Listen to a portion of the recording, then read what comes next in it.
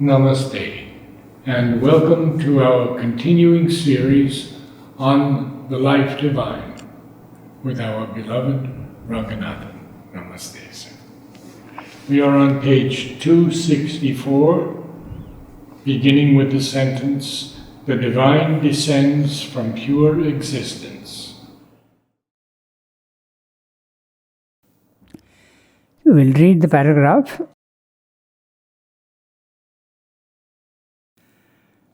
The divine descends from pure existence through the play of conscious force and bliss and the creative medium of supermind into cosmic being.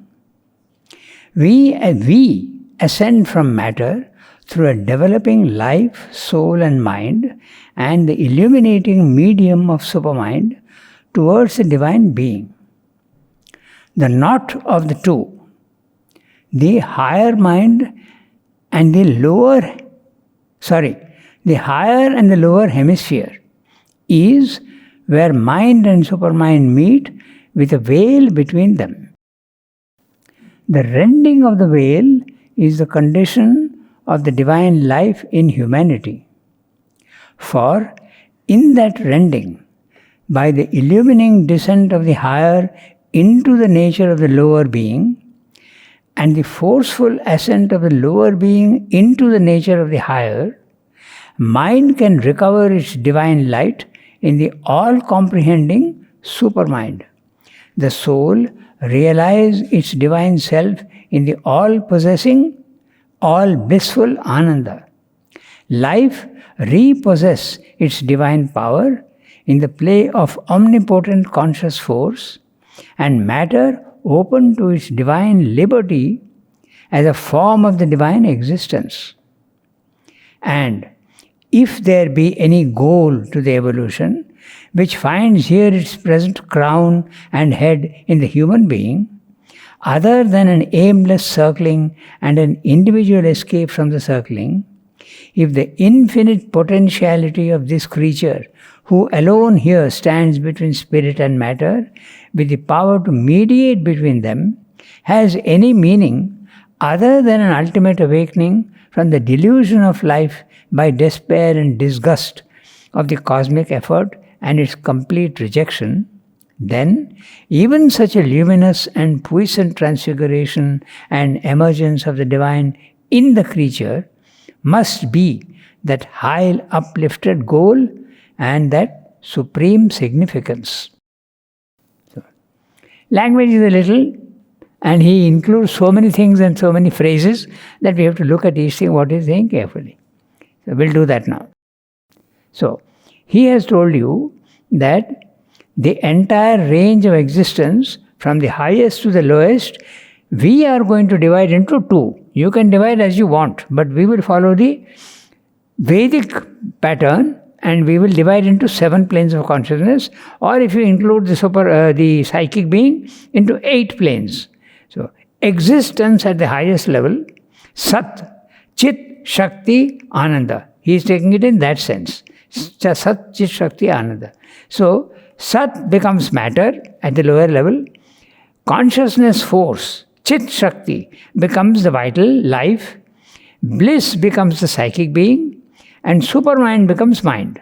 Okay? This in the chart above he has given you. Of course, he has not put arrows and showing, but he has shown the correspondence horizontally. Okay? So we do have a footnote. Pardon? Yeah, a footnote. The Vedic seers speak of the 7 rays, but also of 8, 9, 10 or 12, which means that you can divide as you want.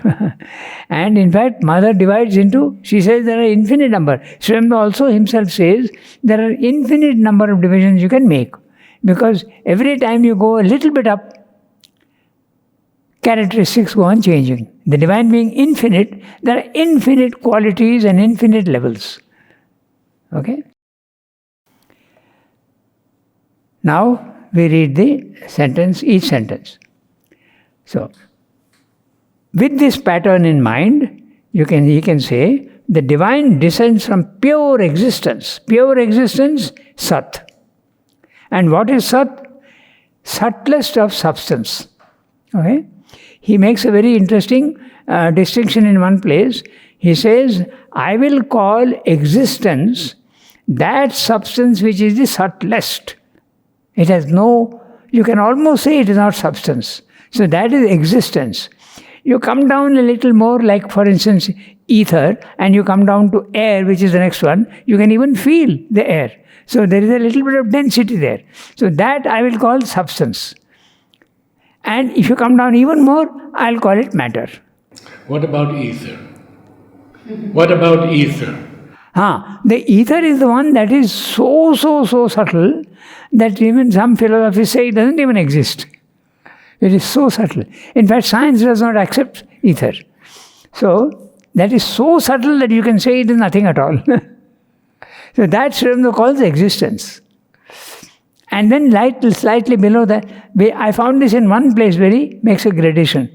Otherwise, it's difficult to make out what he's saying. So, existence, the purest substance. Purest substance, subtlest substance. So, the divine descends from pure existence through the play of conscious force and bliss. So, you can see in the chart, existence is the highest level, Sat. Chit Shakti, Ananda. So, Satchit Ananda, he has put in this way. Actually, you can't think of it as a upper and lower because they are all the same. Yet, you can, for mental clarity, you can put it this way. Okay? There are some who say that Ananda is the highest. So, you can't really make a geographical gradation, but for our own sake to understand, you can do that. Because if you do that, then you get that mirror image. Okay? If Ananda is on top, you don't get the mirror image. Sri Aurobindo calls the supermind also real idea. Yes. We'll discuss that. Says it is the supermind. Yes. The real idea.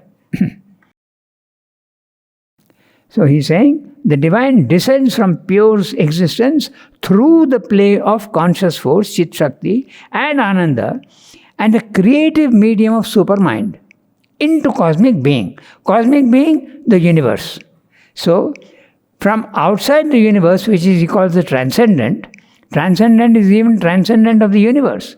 So, from the transcendent, he is coming down, he is bringing existence down from that level through consciousness, force and bliss and supermind, which is a creative medium. Note the interesting word, creative medium. It is the supermind that creates the universe. It is the supermind that gives form to the formless. Okay? So, supermind is the creator of the universe. But as you keep coming down into overmind and higher mind and illumined mind and all, you do feel that is the consciousness which is creating the universe. That's why you have all this Mayavada theory, Buddhistic theory and all. But when you go to the supermind, you realize that is really the one that is creating the universe. Otherwise, if you are in the spiritual planes of consciousness from higher mind, illumined mind, intuitive mind and overmind, you feel that yes, this world is being created by these levels, but it seems to be unreal. There is an illusion aspect. But if you go to the supermind, you see that there is no illusion. It's only a superficial way of looking at things. You are not looking at it in the right way. You are not using the right instruments. Okay? That's what he says. So divine is descending and coming down into the universe. We, man, ascend from matter through developing life, soul and mind and illuminating medium of supermind towards the divine being. So he is descending through Sat Chit Ananda, supermind, and coming down into the universe. And we are climbing from matter. We have a body and we have a life, vital, and also the soul, now he is including soul also, and mind, and going up to the illuminating medium of supermind towards the divine being. So this is the journey, the involution and the evolution. Okay? The knot of the two, the meeting point of the two, the higher and the lower hemispheres. So, there is again a footnote here. We'll see what the footnote says. Parardha and aparardha. Parardha, ardha is in Sanskrit term is the half. So, parardha, the upper half, and aparardha, the lower half. Okay? So this is what he's saying. And he's dividing it in this way. Everything below the supermind is a lower hemisphere. Everything above the supermind is the higher hemisphere. Or you can use loosely the words spirit and matter. You can use it that way. In fact, below the supermind is the plane of ignorance. Sounds funny, but even the higher mind, even the overmind is the beginning of ignorance, because the many starts taking form there. In the supermind, many and the one are both there, but above there is only oneness. There is no many above that. Even Satchidananda are only one. Triune, he calls it. Not triple, but triune. Higher and the lower hemisphere is where mind and supermind meet with a veil between them. Now, I need you to explain this. Yeah. Where the mind and the super. So, you have matter, life, mind. Okay? And mind is, there are many, many planes. Matter, life, mind is the total ignorance, if you want. But above that, the higher mind, element mind, all that, semi-ignorance. You can, spiritual ignorance, if you want, you can call it. Spiritual ignorance, because spiritually you are much, much, much advanced, more than the other level. Level 1 is body, mind, life. Level 2 is the spiritual planes of consciousness. Level 3 is the supermind. Level 4 is the unmanifest. Satchidananda is unmanifest, without the supermind. If supermind is not there, Satchidananda will not manifest itself. So, it needs an instrument for manifestation. So, that's the supermind. When he speaks of the veil between them. Yeah, we'll come to that. Yeah. So, the veil that he is speaking about is the overmind. So, between the overmind and the supermind, there is a veil. And this veil is not opaque. It is translucent. Neither is it transparent. It is translucent. It allows a look even into the higher. It may not allow the experience of the higher, but you can look into it. Okay? So, that's a veil. And that veil has to be rent. It has to be cut open. And if you cut open that, then the higher light can descend into the lower. And that's exactly what Mother did. She didn't rend it, but she broke it with a golden hammer. So, that's what she did on the 29th of February, 1956. Now, that's interesting. It's a little aside, but I'm just telling you because today only I had a look at that video. What is happening is unbelievable. So 1956. So how many years now? 50. If it is 50, it will be, so 44 years plus 22. 44 plus 22? 66 years have gone, and the effects of this supermind is showing itself in extraordinary children. Just today, and these extraordinary children, you can see videos all over, okay? They are called the Indigo Children, okay? Fantastic in poetry, in art, in spiritual knowledge also. There's one boy now, he is a Muslim from Bangladesh. At the age of 6 months, he started speaking. And by the time he was 2 or 3, he was doing higher mathematics. At the age of 4, he had already entered college and he had become a professor. At the age of 9, he is teaching in colleges all over America and India. He is a Muslim from Bangladesh. But there is nothing Muslim about him. He says, I am a Muslim and I am proud of it, but I believe in Durga Puja, I believe in all the other religions, and I have absolutely. So these are the type of children who are being born today with not only higher mind, perhaps even the element mind. So this is a phenomenon which we are seeing. It's unbelievable what we are seeing. We have a story to share with you. Yes. Anisha?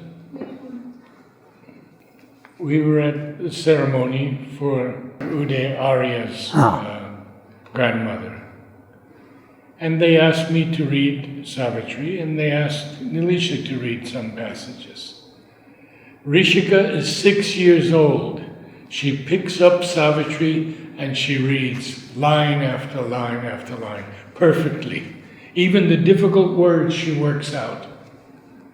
6 years old. Just see. And this is happening all over the world.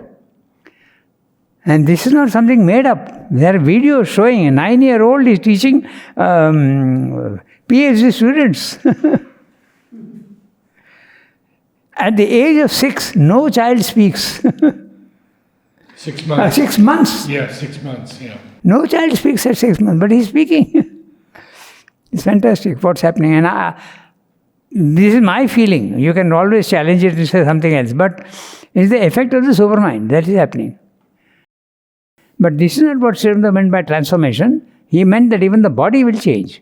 But that's another subject. We won't come to that. But this is, so there's a descent of the supermind, the divine through Sat, Chit, Shakti, Ananda and supermind, and coming down and embedding itself in matter, and then again evolving upwards through matter, life, soul and mind, supermind and into the divine being. So this is the involution and the evolution that he is talking about. Okay? And the lower hemisphere is where the mind and the supermind meet with a veil between them. Mind you, he wrote all this much before Mother rent that veil. So all this was written far earlier. In other words, he had seen. And he has, of course, he revised the Life Divine in the 1945-1946, he revised the Life Divine.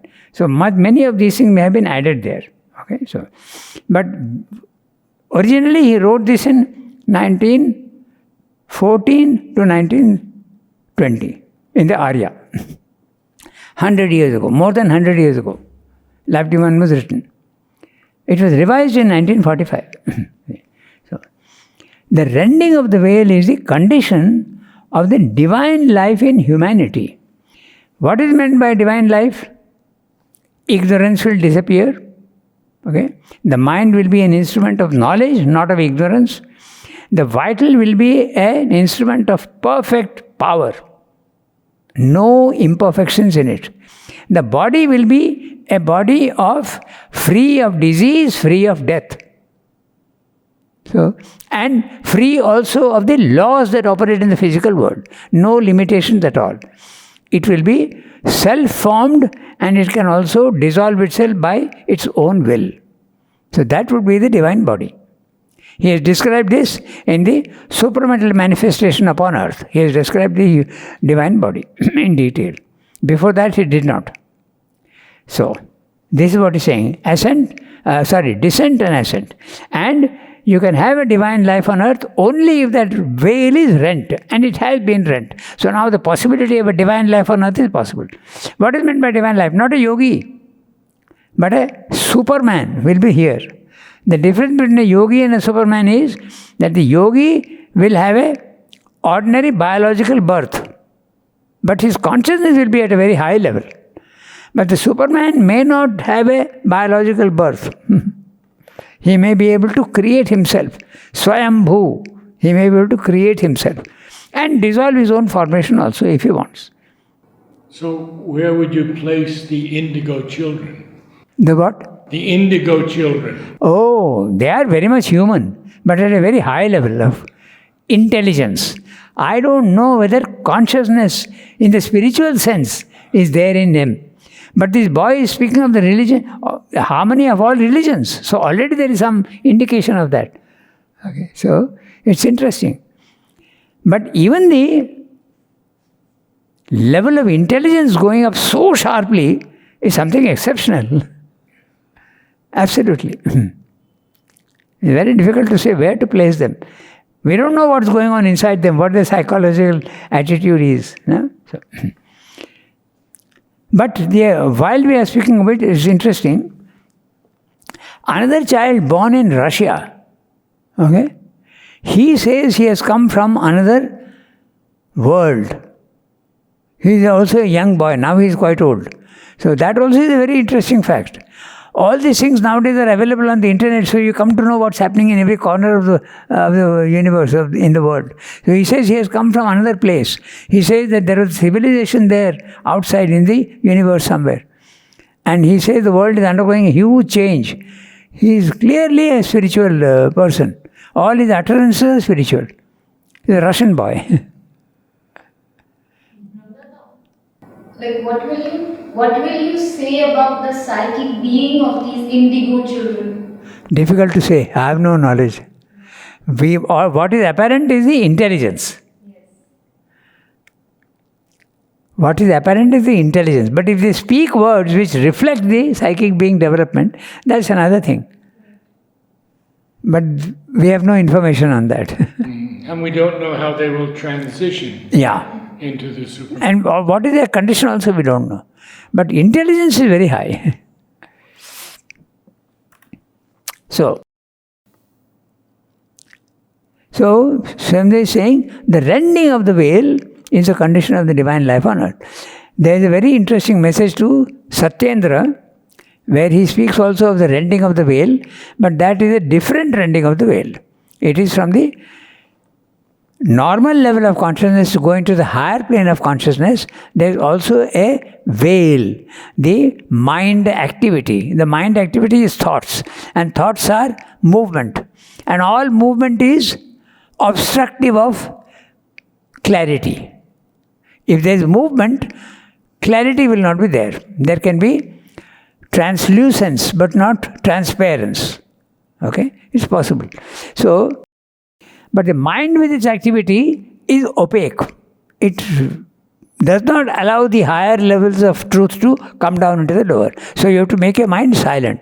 So I'll tell you that birthday message to Dr. Satyendra. I think you know it already, but anyway, I'll say it. He says it's a birthday message to him. What is it that divides man from the divine? He says, a veil behind the heart, a lid over the mind, divide us from the divine. Love and devotion rend the veil, and you can go into your psychic being. In the silence of the mind, the lid thins and vanishes. So either you have love and devotion and touch the divine in yourself, or you make your mind silent and go into the spiritual planes of consciousness and get knowledge. So the rending of the veil suggested that. So there also he says the same thing. In the lid of the, even in this, the message he says, lid thins and vanishes. But in other places he has used also rending. He has used the word rend, cut. Okay? And even mother, you can't say that she rent. No? She took that hammer and broke the golden door. An interesting note, she has the infinite size. She is gold. She herself is made of gold. The hammer is made of gold. The door is made of gold. And she smashes that. And how does she smash it? I knew and willed at the same time. What does it suggest? Knew, knowledge. Willed, consciousness, force. Chit, Shakti, both have to be there. So, then she broke that and it came down. So that now is taking, we can see the effects here in the video. But you may also argue and say, what about all the violence that is happening? How to explain that? But that also is there, that whenever a new rule is introduced in darkness, okay, there is always a revolt. That always happens. There is always a revolt. Even in any ordinary organization also, you bring in 2 new rules, there will be protests. Look at India, the farmers' protests and the Vista, in Delhi they are building the new Parliament House and all that. How much of protest is there? So always, this is the nature of the universe. The nature of the world is dualities. So that's bound to happen. That's not an argument against the change in the consciousness which is taking place now because of the supermind. Okay? So we were discussing the rending. The rending of the veil is a condition of the divine life and humanity. The veil is between the overmind and the supermind. The supermind can't be a veil, so it must be the overmind, which is the veil. The higher part of the overmind is the veil. So that has to be rent, and then you can climb to the higher level. Sri Aurobindo had certainly experience of the supermind. There's no doubt about it. Up to the overmind level, his consciousness has stabilized. And he was getting touches for the supermind. Okay? And that was the work that he was doing, pulling it down, constantly pulling it down. Mother says, I can see him constantly pulling down the supermind. But there was so much resistance in the physical world. World War II was one of those things. Okay? Then his breaking of the leg. The hostile forces were so keen that the new world should not manifest. These are all signs of the opposition of the hostile forces to the transformation. Okay? But this veil is very clear. It's between the overmind and the supermind, there is that veil which has to be rent. And that was finally done. For by that rending, by the illumining descent of the higher into the nature of the lower being, and the forceful ascent of the lower being into the nature of the higher, mind, now one by one he is listing. What can mind do? What can life do? What can matter do? Mind can recover its divine light in the all-comprehending supermind. It is an adjective to supermind, all-comprehending. It includes everything. The manifest, the unmanifest, everything it includes. Okay? That's an all-comprehending supermind. Then, that's what the mind can do. The mind can recover the divine light and can become supermind. Now, but, he says recover. Yeah. Because it always had it. That's exactly what he's been describing here, that supermind has become mind. So it's only recovering what it had. Yes, exactly. Even matter is really existence. It is Sat. So it has to just get back to what it was. Okay, so that's why recover. Then, recover the divine light in the all-comprehending. So, incidentally, you can see how accurate each word is. He has said something and he is supporting it with his words. Okay, so then, what about the soul? The soul realized its divine self in the all-possessing, all-blissful Ananda. He has told you that the psychic being and Ananda are connected. So, the soul or the psychic being, here he has used the word soul in a very loose way, he means the psychic being. So it can recover the Ananda from where it is coming. So that's the soul realize its divine self in the all-possessing, all-blissful Ananda. Note the word all-possessing. Okay? There is nothing that escapes Ananda. Everything can become Ananda. Even that which we feel here to be unpleasant or painful can become Ananda. Even Sri Aurobindo had the experience in jail. We know that. Okay. So then, all possessing, all blissful Ananda. Life repossess its divine power. So, Chit Shakti has become the vital. So, the vital now at this level is full of impurities and limitations. It can repossess. It possessed earlier, but now it has repossessed. Again, the word. It's very similar to that recover, okay? Repossess its divine power in the play of omnipotent conscious force. So, the play of omnipotent conscious force is the universe. Whenever you use the word play, you must understand that it is a movement. And movement always refers to the lower plane of consciousness. So, play of omnipotent conscious force is the universe. So, in the universe, the psychic being will recover fully its Ananda, nature of Ananda. Finally, matter. Matter open to its divine liberty as a form of the divine existence. The divine existence is subtle matter, subtle substance, and matter is a gross form of the divine existence. It is really the same thing, but in different form. Just as I remind you, water vapor, water, ice. The same thing taking three different levels of substance, thick substance, thinner substance, subtlest of substance. Then, so, and he's using an interesting word for matter. Matter open to the divine liberty. So what is meant by divine liberty? Matter is subject to strict laws. There is no freedom there at all. Okay? That's why physics can very clearly forecast what's going to happen tomorrow, because there are fixed laws that operate. Science can even tell you 100 years from now when a solar eclipse will happen, because there are laws, no freedom at all in matter. Okay? In life, there's a little bit of freedom. In mind, a little more. And when you go up into the higher mind, there is freedom. You are not subject to the body-mind life levels of laws. Okay? No, so he's simply saying, is divine liberty as a form of divine existence. In other words, he has put it here only in one phrase, divine liberty. But this body should then be free of disease. Otherwise it can't be free. Disease is something that binds you down, so it can't be. It has to be free of disease, it has to be free of death. That's the biggest. It should be free of sleep. It should be free of the need to eat. And that's exactly what will happen when he describes that. He has put it in the supramental consciousness. The supramental manifestation upon earth.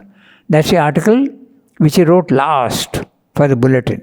Was it the last article, or was there something left in Savitri? This was the last piece. Savitri also he was doing at the same time. Because even 5 days or 3 days before he passed away, he was dictating Savitri. So almost simultaneous. Yes. This he was doing for the bulletin. Mother asked him to write some articles, and his eyes had become, there was cataract and his sight was not very clear. So he used to dictate. Savitri was being dictated to Niruddha. A matter open to its divine liberty as a form of the divine existence. The divine existence is without form. There is no form. But matter is forms. Everything in matter is form. And if there be any... Now this is an interesting sentence covering the whole, the rest of it, about 10 lines. And if there be any goal to the evolution... Note the word if. So he is always taking you by the hand and he is not imposing anything on you. He is saying, if it can be like this, then it could be like this. If it is like this, it is like this. Okay? He is just suggesting things to you. In the book, it is like that. But in conversations and private correspondence, the supermind is sure to descend. But here, he is not forcing anything on you. Leading you by the hand and telling you this could happen, that could happen. And usually third person. Yes, that also. That's right. In Savitri also one line, no? Matter shall reveal the spirit's face. A little louder, please. Matter shall reveal the spirit's face. Matter shall reveal the spirit's face. In Savitri. Yes. Okay, so... And he's saying, and if there be any goal to the evolution, because there are many who say there is no evolution to goal. There is no goal to the evolution. It is just a random mutation of cells. Okay? There is a difference even in science for that. Which finds here its present crown and head in the human being. The human being is the last product of the evolution on earth until now. He is the highest. Okay, so who alone here stands between spirit and matter with the power to mediate between them.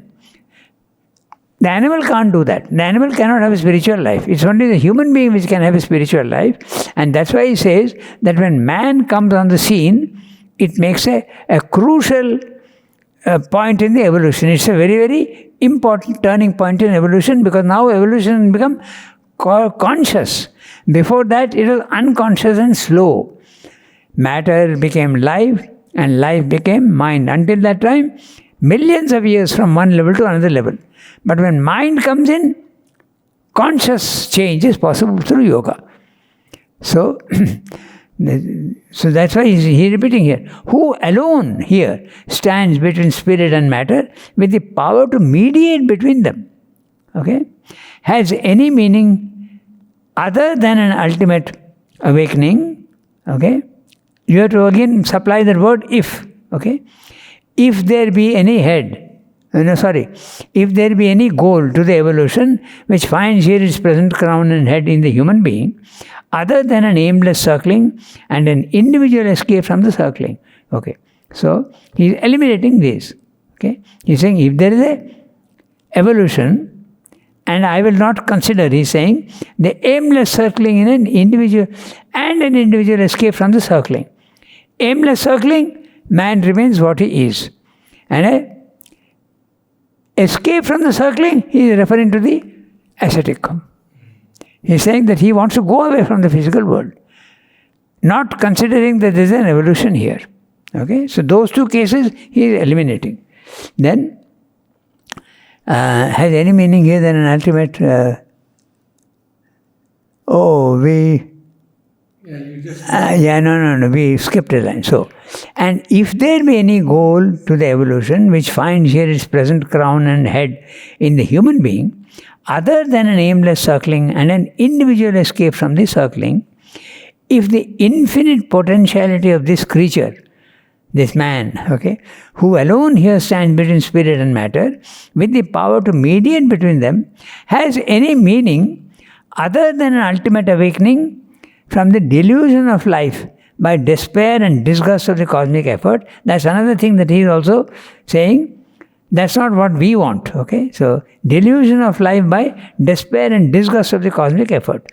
The ascetic rejection of the physical world, the Buddhistic rejection of the physical world, that also he is not considering, because there is an evolution. If there is an evolution, then even such a luminous and puissant transfiguration and emergence of the divine in the creature must be that high uplifted goal and that supreme significance. If there is an evolution at all, then supermind is the goal, because we are slowly climbing to that. That's what he's saying. Okay, so now, to sum up what he has said, we'll just summarize the paragraph. Okay, so we can then posit 8 principles instead of 7, and they can be arranged in 2 groups. The upper hemisphere and the lower hemisphere in such a way that they become mirror images of each other. This is what he said in the earlier. Upper hemisphere is existence, consciousness and bliss.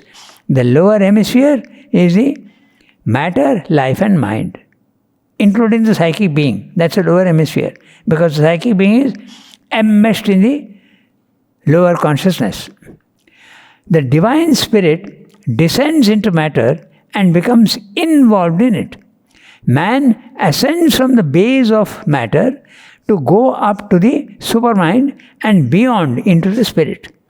The 2 hemispheres meet at the supramental level, and a golden veil separates the 2 halves.